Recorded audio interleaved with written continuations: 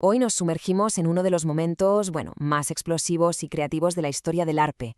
Hablamos de las vanguardias, una auténtica revolución que a principios del siglo XX llegó para cambiar las reglas del juego, para siempre. Y es que todo, absolutamente todo, empieza con esta pregunta. Porque eso fue precisamente lo que hicieron las vanguardias. Dinamitaron por completo la tradición. Su objetivo era nada más y nada menos que reinventarlo todo desde cero. Así que venga, vamos a meternos de lleno. Pues bien, para ponerle un nombre, esta es la definición. Pero la clave aquí es entender que no hablamos de un solo estilo, ni mucho menos. Fue como una explosión de movimientos diferentes.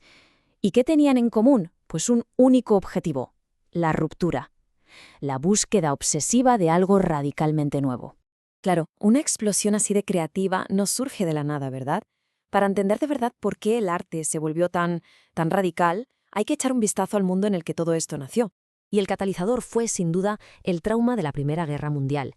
Pensemos que, de repente, esa fe ciega que se tenía en el progreso y la razón, se hizo añicos. La sociedad estaba en una crisis profundísima. Y el arte, que al final es un reflejo de su tiempo, pues ya no podía seguir pintando ese mundo ordenado y bonito que sencillamente ya no existía. De ese desengaño, de esa necesidad de un cambio total, de ahí nacieron las vanguardias. El epicentro de todo este terremoto creativo fue, sin ninguna duda, Europa. Es aquí donde nacieron los movimientos, las llamadas vanguardias históricas, que iban a marcar el camino para todos los demás. Y ojo, fijémonos en la velocidad de todo esto. Es vertiginoso. En apenas 15 años se van sucediendo el futurismo, que estaba obsesionado con la máquina y la velocidad, luego el dadaísmo, que lo que buscaba era la destrucción de cualquier valor artístico, y finalmente el surrealismo. En resumen, una década y media de una creatividad absolutamente febril. Ahora bien, de todos estos movimientos, hay uno que sin duda deja la huella más profunda y duradera: el surrealismo. ¿Y por qué? Pues porque la propuesta de su fundador, André Breton, iba mucho más allá. No solo quería cambiar el arte, quería cambiar la vida misma.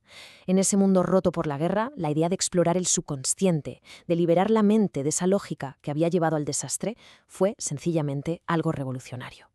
Vale, pero ¿cómo se consigue eso de liberar la mente? Pues lo hacían con técnicas que son fascinantes. El automatismo psíquico, por ejemplo, que suena muy complejo, pero en el fondo es escribir o dibujar lo primero que se te pasa por la cabeza, sin filtros, sin pensar, dejar que hable el subconsciente, ¿no?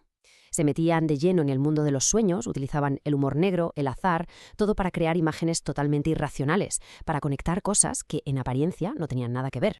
Y quizás la técnica que mejor ilustra todo esto es el famoso cadáver exquisito. ¿En qué consiste? Pues imaginemos a varios artistas creando una única obra, pero sin ver lo que ha hecho el anterior. El resultado es pura sorpresa, es puro azar. Es, en definitiva, una metáfora perfecta de lo que buscaba el espíritu surrealista. Y ahora vamos a ver qué pasó en España, cómo aterrizaron todas estas ideas y cómo se transformaron, porque aquí adquirieron una personalidad propia y, la verdad, muy potente. En España destacaron sobre todo dos corrientes. Por un lado, el ultraísmo, que estaba, obsesionado con la metáfora. Quería reducir el poema a su esencia pura, a la imagen, eliminando todo lo demás. Y por otro lado, el creacionismo. Este, impulsado por el poeta chileno Vicente Huidobro, pero con un impacto enorme en España, iba un paso más allá. Decía que el poeta no describe el mundo, no. El poeta es un pequeño dios que crea mundos nuevos con sus palabras. El poema se convierte en una realidad propia. Y claro, es imposible hablar de la vanguardia en España sin nombrar a Ramón Gómez de la Serna. Él fue el gran agitador cultural, la persona que trajo todas estas ideas. Y sus famosas greguerías, esas pequeñas genialidades que son una mezcla de humor y metáfora, son simplemente vanguardia en estado puro.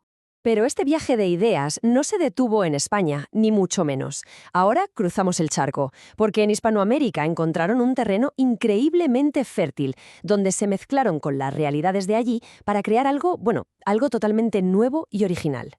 Y aquí, claro, nos reencontramos con una figura que ya hemos mencionado, Vicente Huidobro. El poeta chileno fue una de las voces fundadoras y más potentes de toda la vanguardia en el continente. Su obra cumbre, Altazor, es un auténtico monumento a esa idea del poeta como pequeño dios creador de realidades. Luego está el caso de César Vallejo, en Perú, que es algo aparte. Con su libro Trilce crea una vanguardia tan personal, tan suya, que es casi un movimiento en sí mismo. Rompió con la sintaxis, con la lógica, rompió con todo. Es, sin exagerar, uno de los libros más radicales y geniales de todo el siglo XX. Y para completar este viaje de ida y vuelta de las ideas, tenemos a un joventísimo Jorge Luis Borges. A su regreso de España, lleva consigo esa chispa del ultraísmo argentina. Él se convierte en el principal embajador de esa búsqueda de la metáfora pura y de alguna manera cierra el círculo de esta increíble revolución poética. Muy bien. Después de toda esta explosión de creatividad, de esta ruptura constante, ¿qué es lo que queda? ¿Cuál fue el impacto real de todo esto a largo plazo? Pues el legado es inmenso y se puede resumir así.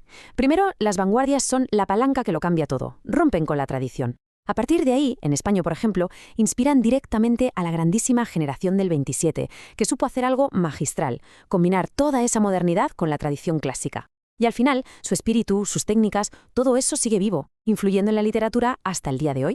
Y todo este recorrido nos lleva inevitablemente a una última reflexión. Esa necesidad de romper, de buscar lenguajes nuevos, de desafiar lo que ya está establecido, ¿sigue existiendo? Después de ver cómo lo hicieron ellos, la pregunta, creo, queda en el aire. ¿Dónde está la vanguardia de nuestro tiempo?